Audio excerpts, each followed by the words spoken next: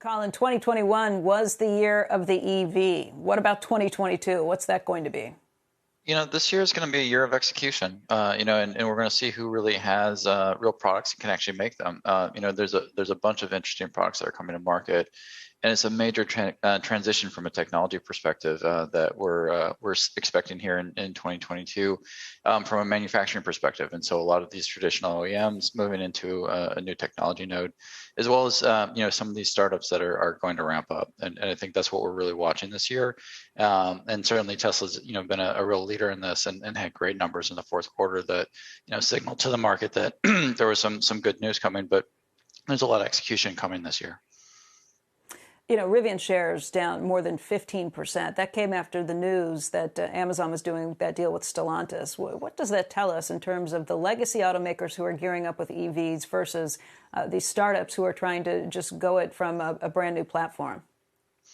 When we look at this and the move towards net zero kind of across the board in multiple industries, it's going to take all hands on deck. And I think a company like Amazon that's moving forward is not only looking at multiple partners on the EV side, but also on the hydrogen side. And so there's certainly an awful lot to do, for Amazon as a company in terms of moving their entire operation towards net zero.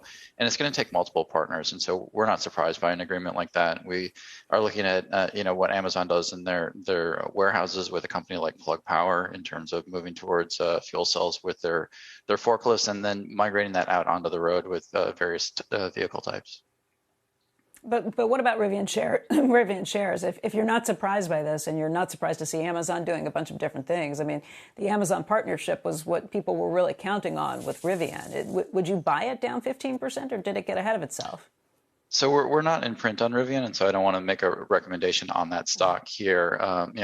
But at this point, we're really gauging sentiment around this group. And so with a bunch of these startups, you really have to watch them, begin to ramp up to get comfortable that the products are moving forward. The partnership between those companies, I think, had been signaled pretty clearly.